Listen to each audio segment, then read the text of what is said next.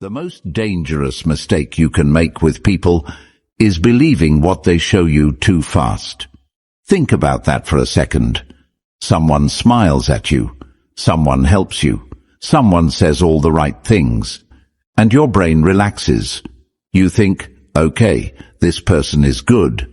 But here's what nobody warns you about. A person can be charming and still be selfish.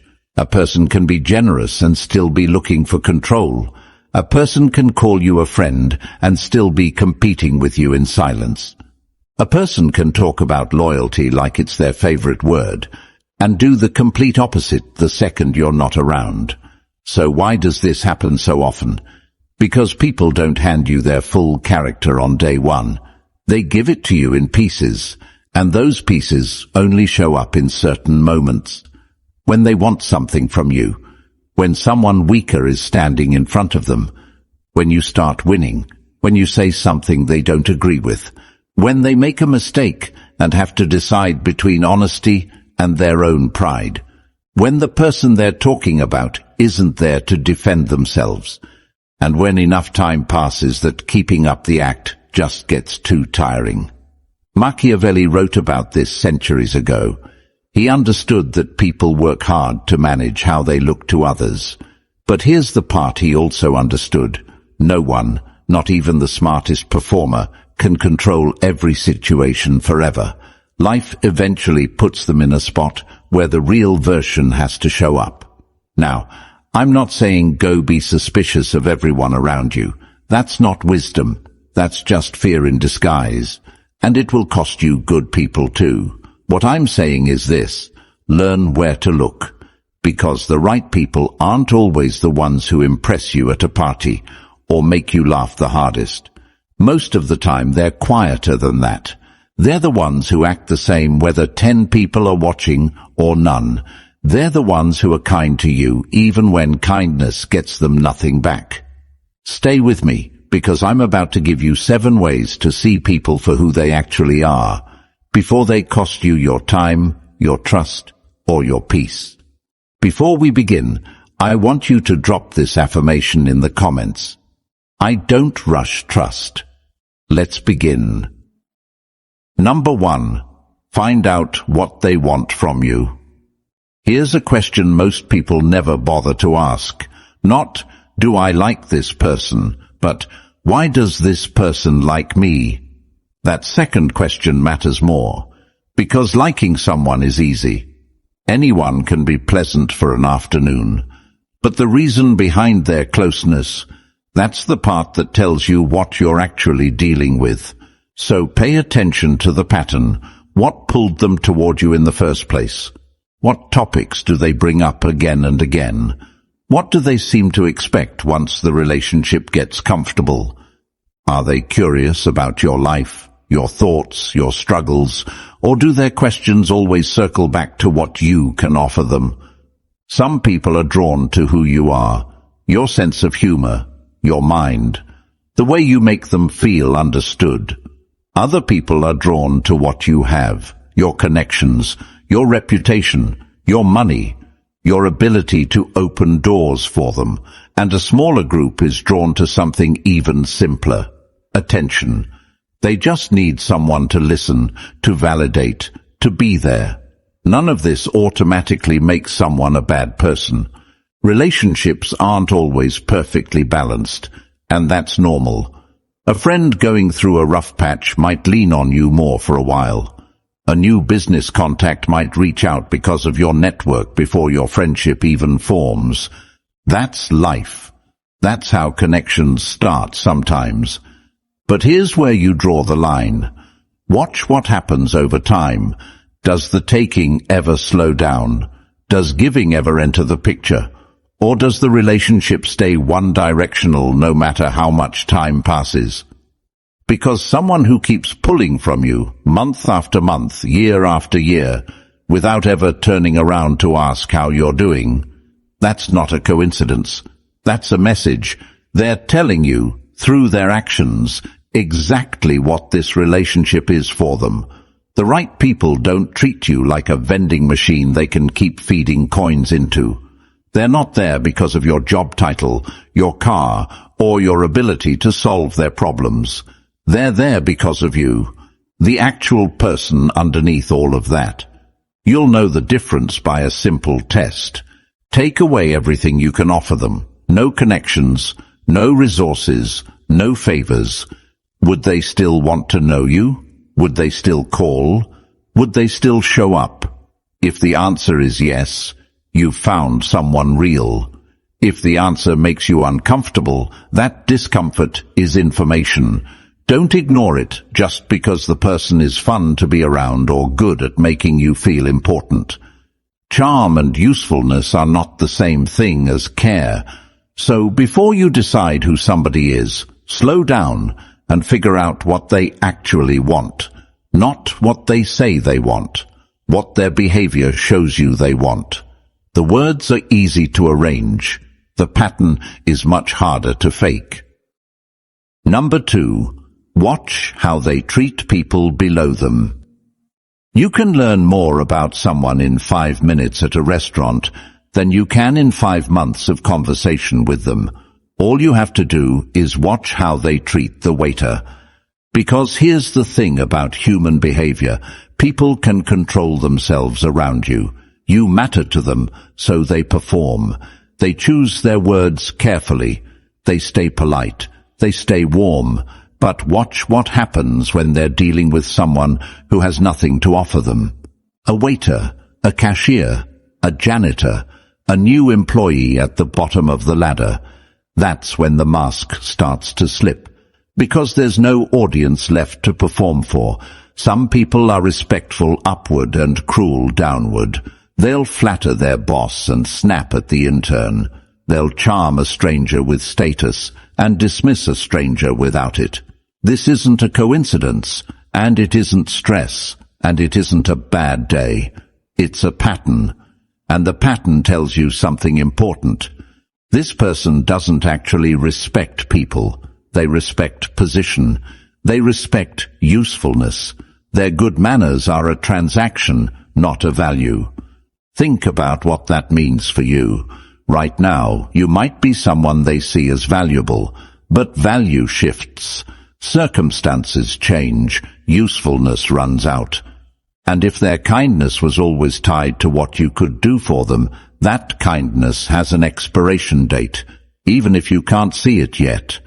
Now compare that to someone whose behavior doesn't change no matter who's in the room. They treat the server the same way they treat their manager. They say thank you to people who will never do anything for them in return. They remember the name of the person who parks their car, not because it benefits them, but because that's just who they are underneath everything. This is one of the clearest signals you'll ever get, and it's also one of the easiest to miss, because most people don't think to look. We're so focused on how someone treats us directly that we forget to watch how they treat everyone else around us. Start paying attention. On dates, in restaurants, in stores, at work. Watch the small interactions. Watch what happens when they think nobody important is measuring their behavior. That's when the real character comes out, unfiltered and unrehearsed. The right people understand something simple. A person's worth isn't decided by their job title or their bank account. So they don't wait for someone to be important before offering basic respect. It's not a performance for them. It's just how they move through the world. If someone's warmth rises and falls depending on who's standing in front of them, take note. That pattern will eventually reach you too, once you're no longer the one they need to impress. Now, I want you to drop this affirmation in the comments. Respect isn't a performance. Number 3. Watch what your success brings out of them. Struggle has a strange way of bringing people closer. When you're going through a hard time, people show up. They comfort you. They stay near. It feels good and it feels like proof of loyalty. But struggle isn't the real test. Success is. Watch what happens the moment things start going your way. You land the promotion. You start the business that actually works. You lose the weight. You get the relationship you always wanted. You finally start believing in yourself a little more, and it shows. That's the moment everything gets revealed. With some people, nothing changes. They're just as warm, just as present, just as happy for you as they were when you needed comfort. But with others, something shifts. Small things at first. Your win gets explained away as luck. Your hard work gets quietly ignored, like it doesn't count. A compliment arrives wrapped in something sharp. Must be nice, or, well, not everyone gets those chances. Suddenly your progress turns into a competition they never agreed to lose. This is envy, and it rarely shows up loudly. It doesn't announce itself. It hides behind jokes, behind backhanded comments, behind a strange coldness that shows up right when you expect celebration. It's not always conscious either. Sometimes the person doing it doesn't even realize why your win makes them uncomfortable. But you'll feel it, that gap between what they say and what their energy tells you. Here's the deeper truth behind it. Some people build their sense of self by comparing it to yours. As long as you're a little behind them, a little unsure, a little stuck, they feel secure. But the moment you move ahead, even slightly, it threatens something in them that has nothing to do with you at all. The right people don't operate that way. Your success doesn't shrink them. It doesn't threaten their identity or force them to reevaluate their own life in a negative light. They can watch you rise and feel genuinely lighter for it, because your win isn't their loss. They're not keeping score. This is one of the rarest qualities a person can have, and one of the most valuable. Someone who can stand next to your growth without needing to compete with it, compare themselves to it, or quietly resent it. That person is worth holding on to. So the next time something good happens in your life, pay close attention to the reactions around you. Watch the eyes, not just the words. Watch who asks follow-up questions because they're genuinely curious, and who changes the subject a little too fast. Your success is a mirror. It shows you exactly who's really in your corner. Think about the people who text you first when good news happens. Not because they saw a post online and felt obligated, but because they were actually waiting to hear how things turned out. Think about the ones who remember the small details of what you were working toward and bring it up weeks later, unprompted, just to check in. That kind of attention isn't something you can fake for long. It comes from someone who's genuinely invested in your life going well. And then think about the opposite.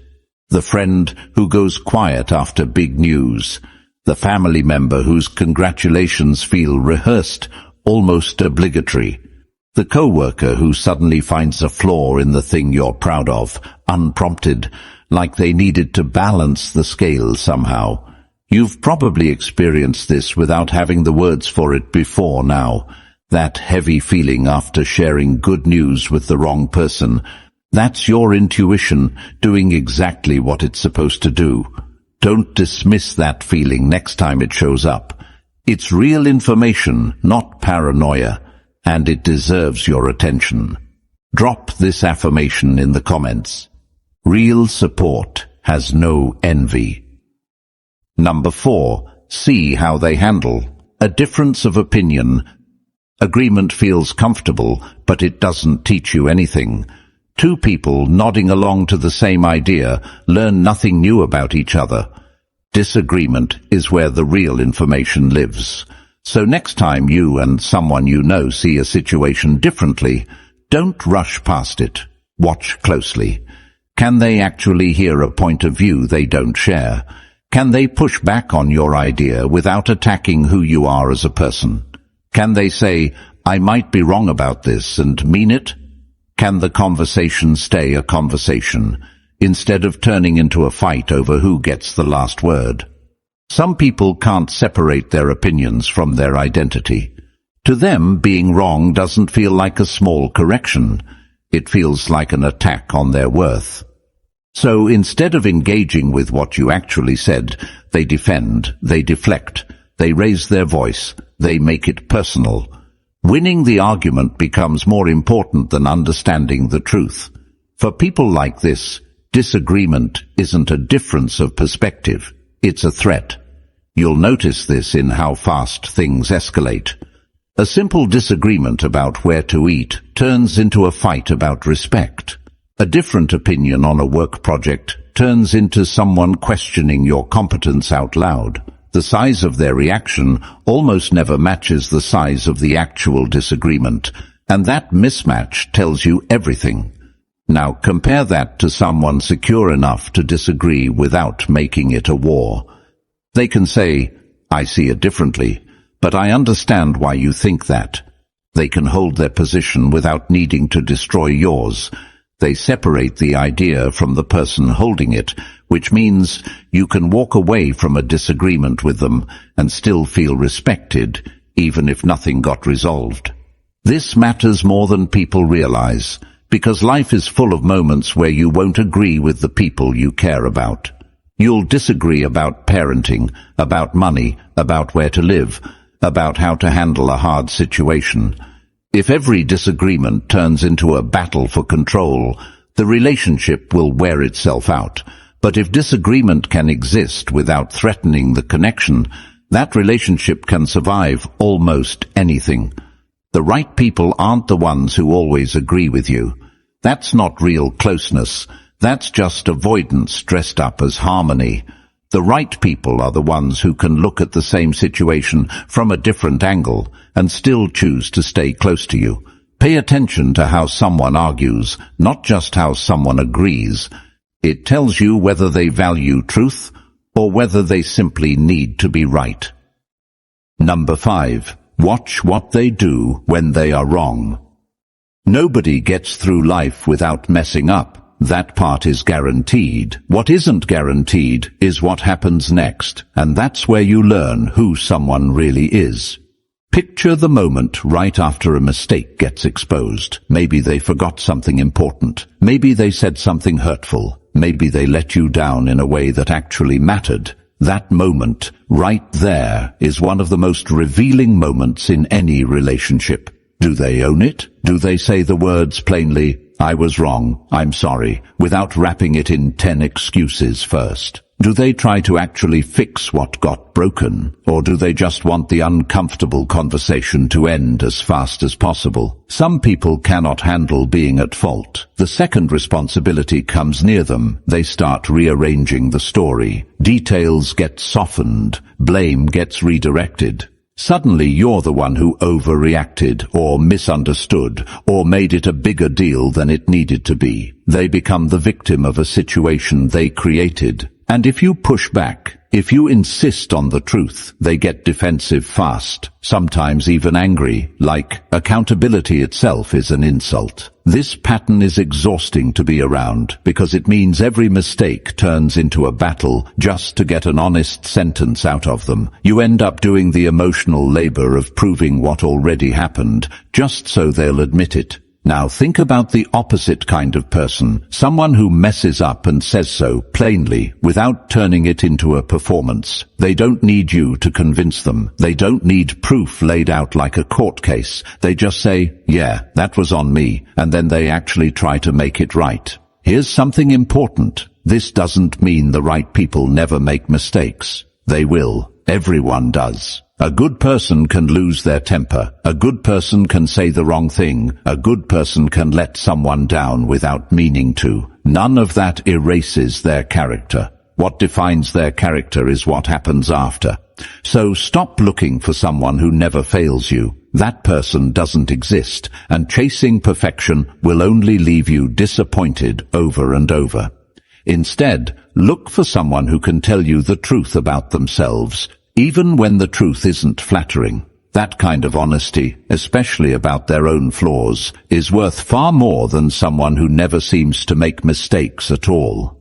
Think about it from a practical angle too. You're going to spend years around the people close to you. Over that time, there will be dozens of moments where something goes wrong, a forgotten plan, a hurtful comment made in a bad mood, a promise that didn't get kept the way it should have. If every single one of those moments turns into a fight over whether it even happened, the relationship slowly drains you. You start walking on eggshells. You start rehearsing conversations in your head before you even bring up something that bothered you, because you already know it will turn into a battle. But with someone who can own their mistakes, those same moments become manageable. A hard conversation stays a hard conversation instead of turning into a full-blown crisis. You can bring up something that hurt you and trust that it will be heard, not deflected. That kind of safety is rare, and once you experience it, you'll understand why it matters so much more than someone who simply never seems to slip up in front of you. Now, I want you to drop this affirmation in the comments. Honest accountability matters more than perfection. Number 6. Listen to how they speak about people who are not there. There's a moment that shows you someone's real character faster than almost anything else. The moment they talk about a person who isn't in the room to respond. Listen carefully next time it happens. How do they describe an old friend they're no longer close with? How do they talk about someone they used to love? Do they keep certain details to themselves out of respect for what was once shared privately?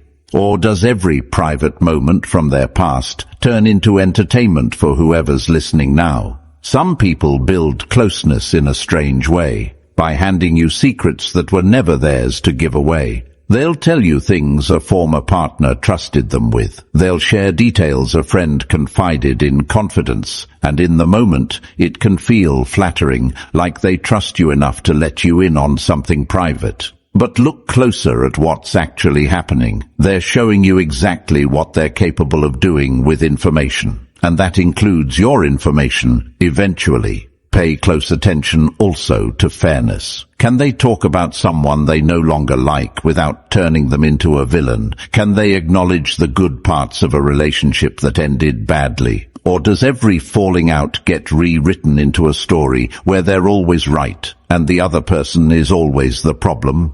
You don't have to stay close to everyone from your past. Relationships end. People grow apart. Sometimes distance is healthy and necessary, but there's a difference between moving on from someone and exposing them. There's a difference between explaining why a friendship ended and turning that friendship into gossip for entertainment. The right people understand something simple. A relationship ending doesn't give them ownership over the other person's private life. They can walk away from someone and still protect what was shared between them. Loyalty for them doesn't disappear just because the closeness did. Here's why this matters so much for you specifically. The way someone talks about people who aren't present is a preview. It's a preview of how they'll talk about you someday to someone else when you're not there to explain your side or correct the story. If they can't protect an old friend's privacy, they won't protect yours either. So listen closely, not just to what they say about you, but to what they say about everyone else. That's often where the truth about their loyalty lives. Number 7. Let time show you who they really are. First impressions lie more often than people admit. Someone can seem incredible in the beginning and turn out to be nothing like they first appeared. And on the flip side, someone completely ordinary at first can slowly become one of the most important people in your life. This is exactly why time matters more than any first meeting ever could. Anyone can be charming for a weekend. Anyone can be generous while they're still trying to win your trust. Anyone can say exactly the right words in the early stages, when everything is new and nobody has been tested yet. The beginning of a relationship is the easiest part to fake, because nothing has actually been asked of anyone yet.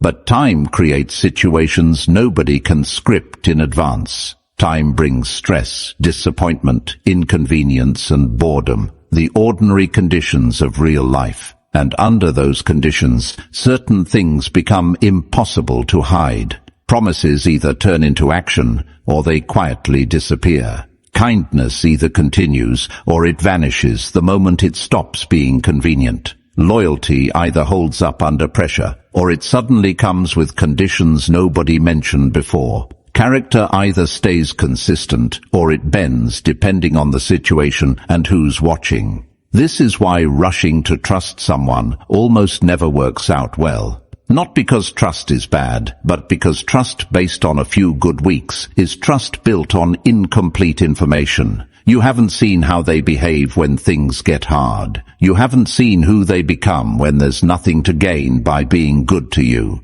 Here's the good part though, you don't need to manufacture tests to figure any of this out. You don't need games, tricks or manipulation to see someone's real character. Life will test them on its own. All you have to do is pay attention, remember what people say and quietly compare it to what they actually do, over weeks, over months, over the seasons of an ordinary life. The right people become clearer with time, not more confusing. The mystery fades and what's left is consistency. You stop needing to guess. You stop needing to interpret mixed signals. You simply know because they've shown you again and again across enough different situations to remove all doubt. Charm can win a first impression. It can win a first date, a first meeting, a first month. But charm alone cannot survive time. Time is the one thing nobody can perform their way through forever.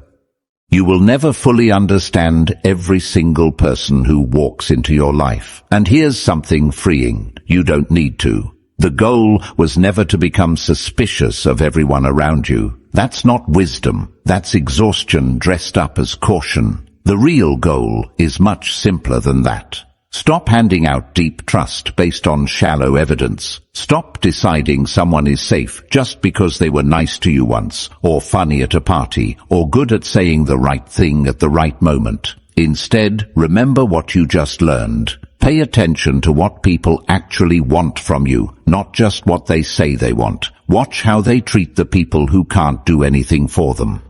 Notice what your success brings out of them, because that reaction is impossible to fake. Listen to how they handle a disagreement, because control and truth are not the same thing. Watch what they do the moment they're wrong, because accountability says more than any apology. Pay attention to how they talk about people who aren't in the room, because that's your preview. And let time do what it does best. Remove the performance and leave only what's real.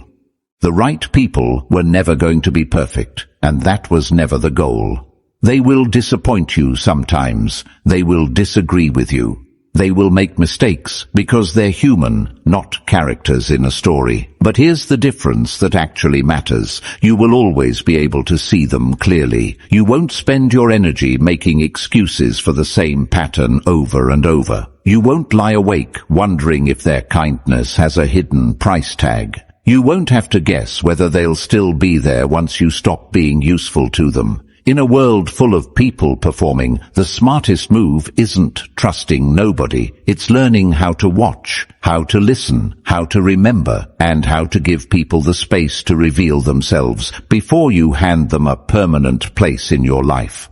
This kind of clarity doesn't come overnight. It comes from slowing down, from paying closer attention to actions instead of getting swept up in words, and from trusting yourself enough to notice patterns even when they're uncomfortable to admit. The people who master this skill aren't cold or distant. They're actually able to love deeper and connect stronger because the people they let close have already proven through time and through situations that they belong there. Because in the end, the right people never needed to perform goodness forever. Given enough time, their real character speaks for itself. If this video helped you see people a little more clearly, hit that like button, share it with someone who needs to hear this, and subscribe to the channel so you don't miss the next one. Drop this final affirmation in the comments. I see people clearly and I choose wisely.